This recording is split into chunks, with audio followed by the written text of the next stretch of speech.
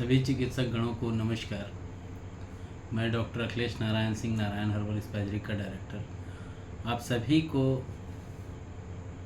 Zero to top electro homeopathy offline online classes में स्वागत करता हूँ। आज टू द पॉइंट क्लास करते हैं। कुछ एक चिकित्सकों का कहना आ रहा था कि क्लासेस इंग्लिश में एक आध पॉइंट डाल दिया जाए। क्या इस बात से आप लोग सहमत हैं? क्योंकि जैसे अभी 22 चलेगा, फिर 23 होगा, 24 होगा, इस तरीके से एक एक कॉम्प्रेस पॉइंट हम बढ़ रहे हैं। किसी एक क्लास को इंग्लिश में कर दिया जाए, कोई प्रॉब्लम तो नहीं होगी?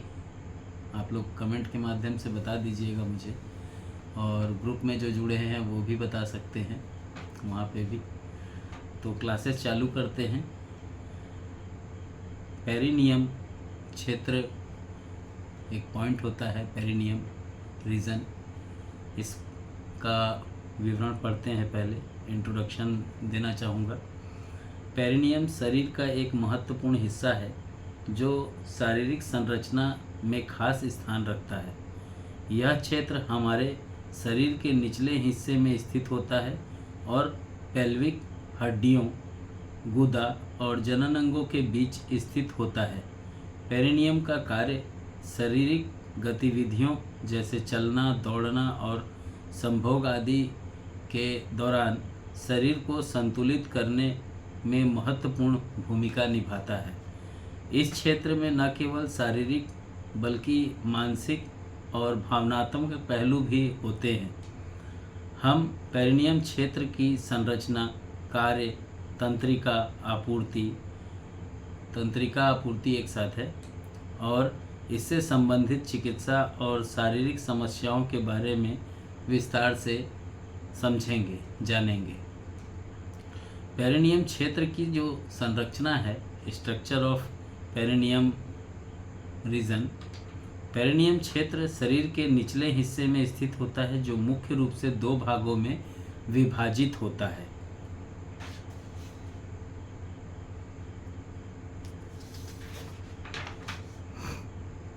पहला पॉइंट होता है इसका एंटीरियर पेरिनियम, जिसको आग्नेय पेरिनियम कहते हैं। यह क्षेत्र जननांगों के और गुदा के बीच स्थित होता है, एनस के बीच स्थित होता है। इसमें मूत्र मार्ग, जननांगों के अंग और पेल्विक फ्लोर की मांसपेशियां शामिल होती हैं। महिलाओं में इस क्षेत्र में योनि, मूत्र मार्ग और वेजाइना के आसपास की मांसपेशियों का समूह शामिल होता है। पुरुषों में यह क्षेत्र अंडकोश, लिंग और मूत्र मार्ग के आसपास होता है। सेकेंड पॉइंट है इसका पोस्टीरियर पेरिनियम, पाश्चात्य पेरिनियम। यह गुदा और पेल्विक फ्लोर के निचले हिस्से में स्थित होता है। यह क्षेत्र गुदा और श्रोणि मांसपेशियों के बीच का स्थान होता है। यह क्षेत्र मांसपेशियों और संयोजी ऊतकों से बना होता है और यह पेल्विक फ्लोर का हिस्सा होता है। पेल्विक फ्लोर वह संरचना है जो शरीर के अंदरूनी अंगों को समर्थन देती है। पेरिनियम के कार्य, फंक्शन ऑफ पेरिनियम। पेरिनियम क्षेत्र का शारीरिक कार्य जो है, शरीर के कई कार्यों में सहायक होता है। ये शारीरिक गतिविधियों में सहायक किस प्रकार से होता है? पेरिनियम क्षेत्र शारीरिक गतिविधियों जैसे चलना, दौड़ना और कूदने के दौरान शरीर के संतुलन में मदद करता है।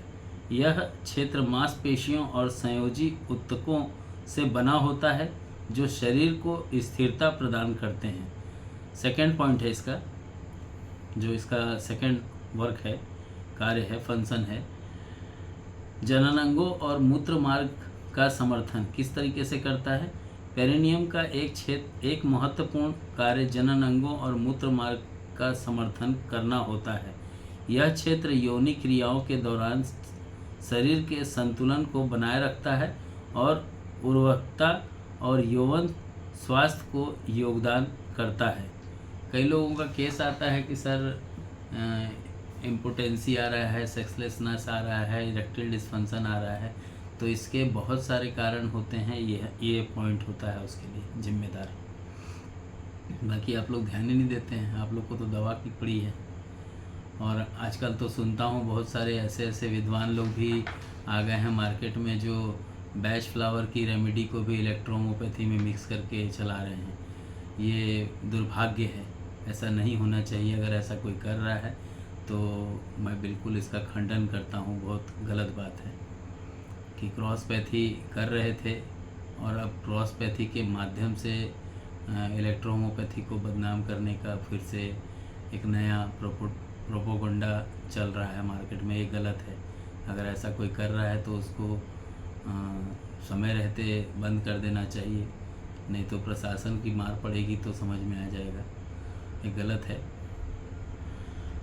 आगे चलते हैं अपन, कहीं बाहर नहीं। पॉइंट नंबर 3 के लिए संतुलन और संरचना। पेरिनियम क्षेत्र शरीर के निचले हिस्से में स्थित होता है और शरीर के संतुलन में मदद करता है।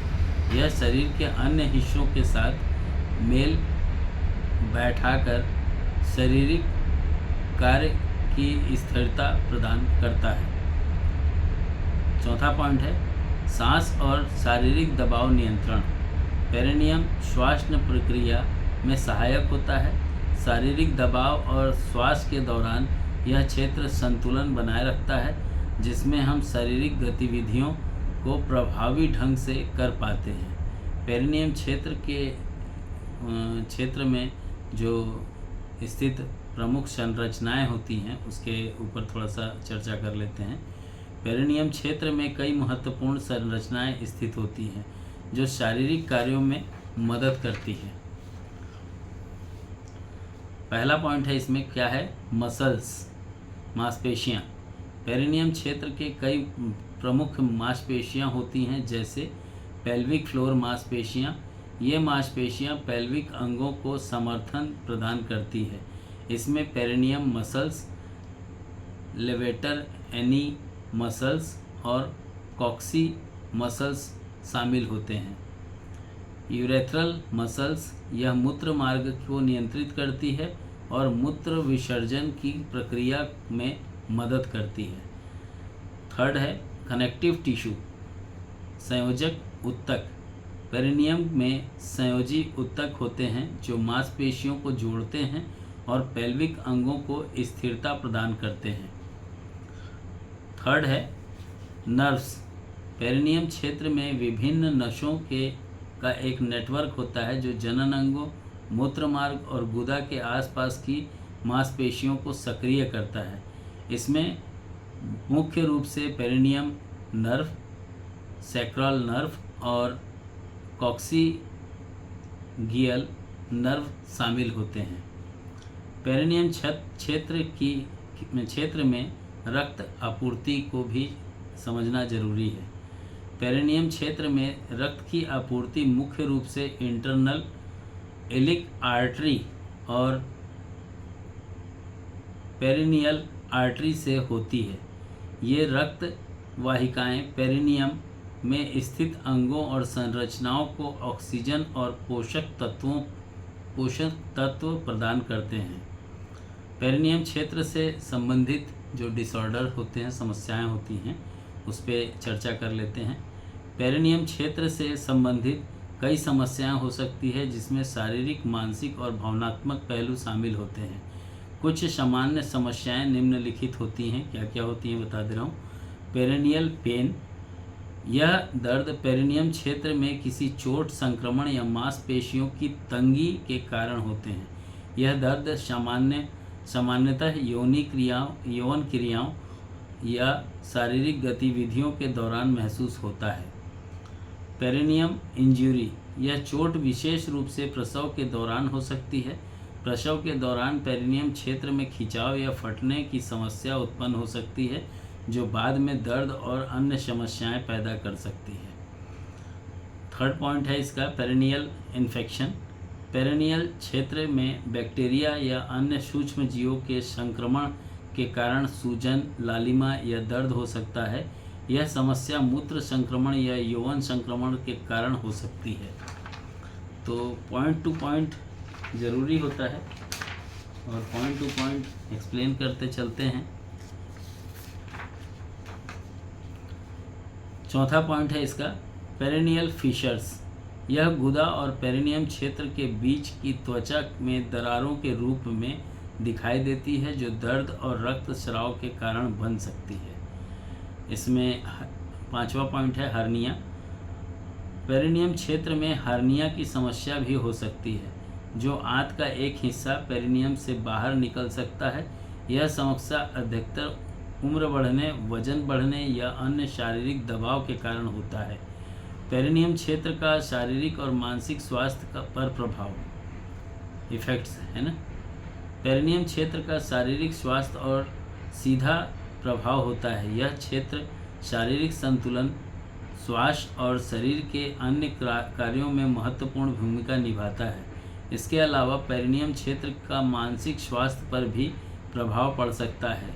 यौवन स्वास्थ्य, आत्मसम्मान और शारीरिक संतुलन मानसिक स्थिति को प्रभावित कर सकता है। पेरिनियम क्षेत्र की अगर हम देखभाल करें, प्रिवेंशन करें तो कैसे करेंगे? सही आहार पहला पॉइंट है। सही आहार देना जरूरी होता है। पेरिनियम क्षेत्र की देखभाल के लिए एक संतुलित आहार आवश्यक है। आहार में पर्याप्त मात्रा में फाइबर, पानी और पोषक तत्वों का समावेश पेरिनियम क्षेत्र की मांसपेशियों और ऊतकों को स्वस्थ रखने में मदद करता है। इसके अनुसार आप मेडिसिन का भी सिलेक्शन कर सकते हैं, बशर्ते आपको तासीर मालूम होनी चाहिए। और तासीर कहाँ से मिलेगी? इलेक्ट्रोहोम्योपैथी के 38 मेडिसिन की तासीर किस पुस्तक में लिखी है मालूम है आप लोगों को? महाग्रंथ सीरीज में है, पार्ट 2 वाली बुक में। फिर यही चीज़ आपको शायद डाइल्यूशन वाले में भी लिखी है, देखिएगा उसमें लिखी है डाइल्यूशन पार्ट 4 वाले में भी। तो अगर चाहें तो उसको पढ़ सकते हैं। आगे बढ़ते हैं। आगे मतलब नेक्स्ट पॉइंट पे चलते हैं।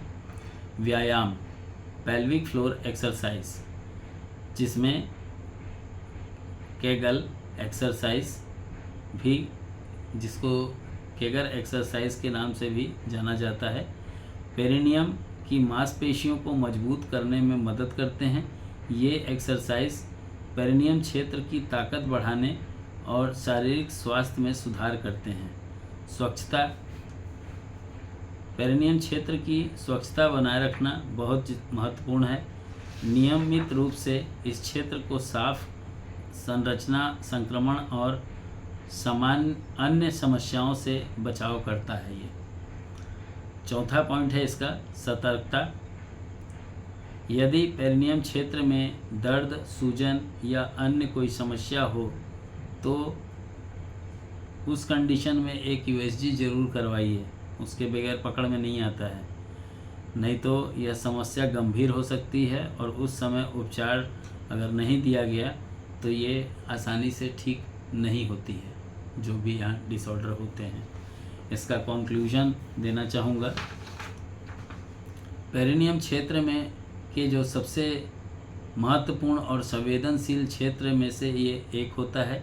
यह शरीर के संतुलन, शारीरिक क्रियाओं और यौवन स्वास्थ्य में महत्वपूर्ण भूमिका निभाता है।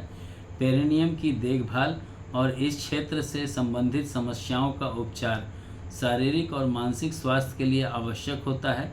उचित आहार, व्यायाम, स्वच्छता पेरिनियम क्षेत्र को स्वस्थ रखने के लिए महत्वपूर्ण भूमिका निभाते हैं। इसी में मैं एक क्लास को और ऐड कर दे रहा हूँ, ऐसा सोच रहा था बट गलत हो जाएगा।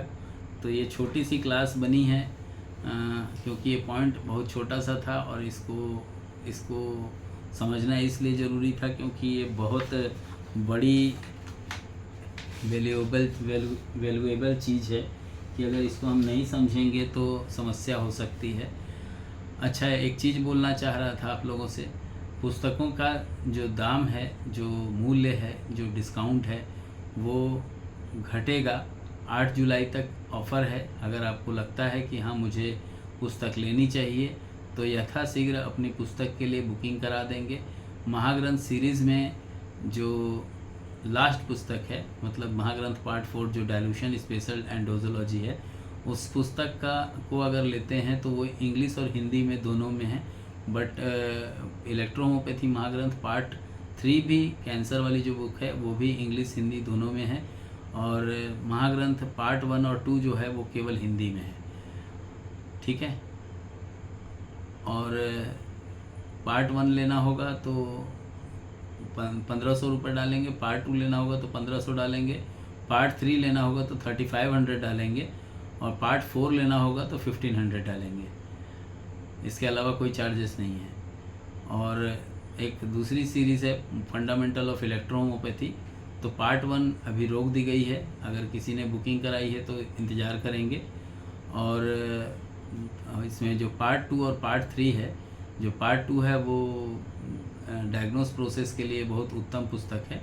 और दूसरी चीज़ है पार्ट 3 जो है, जो कि कॉम्प्रेस पॉइंट जिसको हम लोग अभी रीड कर रहे थे, ये 1500 रुपये की पुस्तक है, मतलब 2000 की पुस्तक है। आपको डिस्काउंट के साथ 1500 रुपये बाई पोस्टल आपको पड़ेगी। अगर किसी को लगता है कि भिलाई आकर के ले सकता है तो 1350 रुपये में इस पुस्तक को वो प्राप्त कर सकता है।